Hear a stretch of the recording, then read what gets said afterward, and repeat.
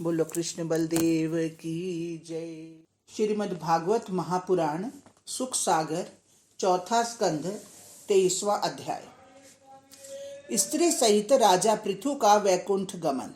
मैत्रेय जी बोले, तदंतर उसी समय आत्मज्ञानी प्रजापति अपनी वृद्धावस्था देखता हुआ जिस कार्य के लिए यहाँ जन्म लिया था, उस प्रजापालन आदि रूप ईश्वर के आदेश को पूर्ण करके स्थावर तथा जंगम प्राणियों की जीविका चलाने वाला आत्मज्ञानी प्रजापालक, अन्न आदि की वृद्धि करने वाला वह धर्मात्मा विरह से रोती हुई पृथ्वी पुत्रों को सौंपकर स्त्री के साथ तपोवन को चला गया, जिससे प्रजा बहुत दुखी हुई। तब उस तपोवन में भी विघ्नों से नष्ट न होने वाले नियमों का पालन करता हुआ वानप्रस्थ आश्रम के अनुकूल उस तपस्या में ऐसे प्रवृत्त हुआ जैसे पहले पृथ्वी के विनय में प्रवृत्त हुआ था। कभी कंद मूल और फलों का आहार करता था, कभी शुष्क पत्ते चबाता, कभी पक्षों तक वह जल पीकर ही रह जाता और अंत में वह केवल वायु पान करने लगा। गर्मी के दिनों में वह वीर पंचाग्नि तापता तथा वर्षा में जल की धारा से बरसने वाले जल को सहता और शिशिर ऋतु में कंठ तक जल में डूबा रहता एवं सर्वदा नीचे सोया करता। इस प्रकार अनेक कष्टों को सहन करता हुआ वह जितेंद्रिय प्राणायाम से मन को रोककर ब्रह्मचर्य धारण कर भगवान को प्रसन्न करने की इच्छा से श्रेष्ठ तप करने लगा।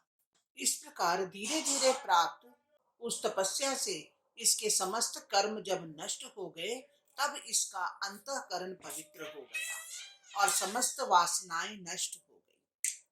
प्राणायाम से कामादिक खड्वर्गों को जीत लिया, उसके बंधन कट गए।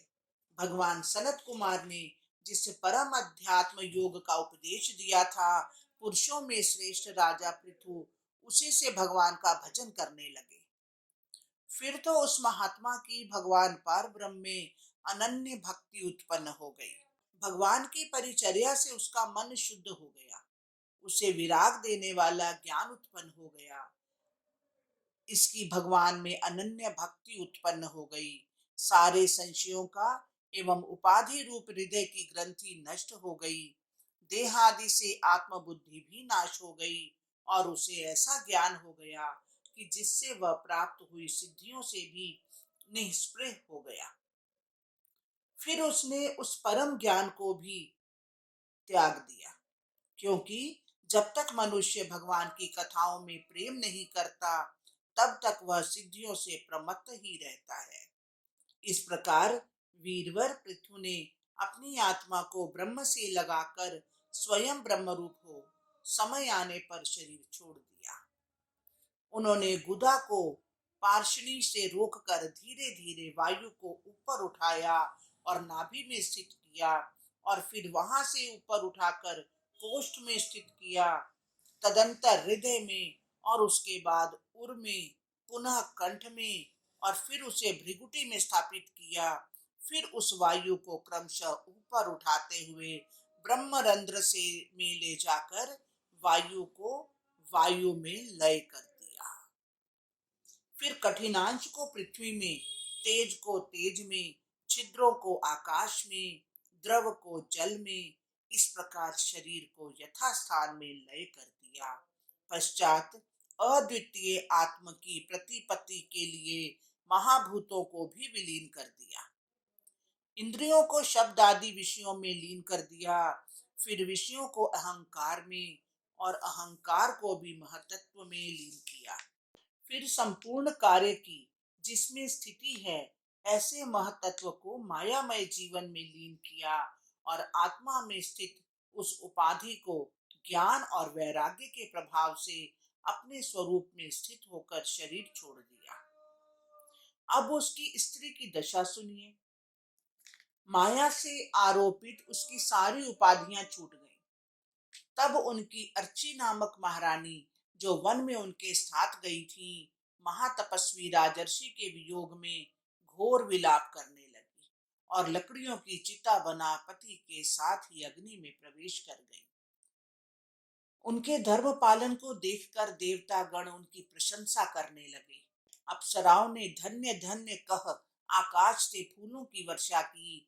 देवताओं ने तो बाजे बजाए और उनकी सहस्त्रों स्त्रियों ने एक स्वर से रानी की प्रशंसा करते हुए कहा, अहो, यह स्त्री धन्य है जिसने सब प्रकार से अपने पति की भक्ति को वैसे ही स्वीकार किया है जैसे लक्ष्मी जी विष्णु जी की करती हैं। मैत्रेय जी कहते हैं, हे विदुर जी, महाराज पृथु भगवत भक्तों में इस प्रकार के एक बड़े ही श्रेष्ठ और तेजस्वी राजर्षि थे। जो उन महाराज पृथु के इस चरित्र को श्रद्धा से पढ़ेंगे या सुनेंगे वे उत्तम लोक के भागी होंगे।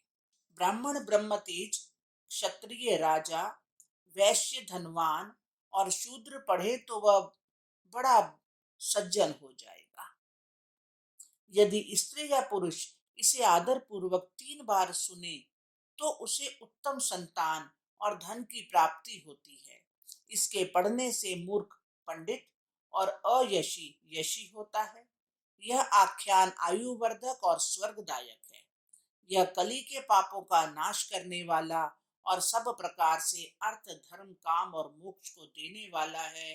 हरिओम तत्सत, हरिओम।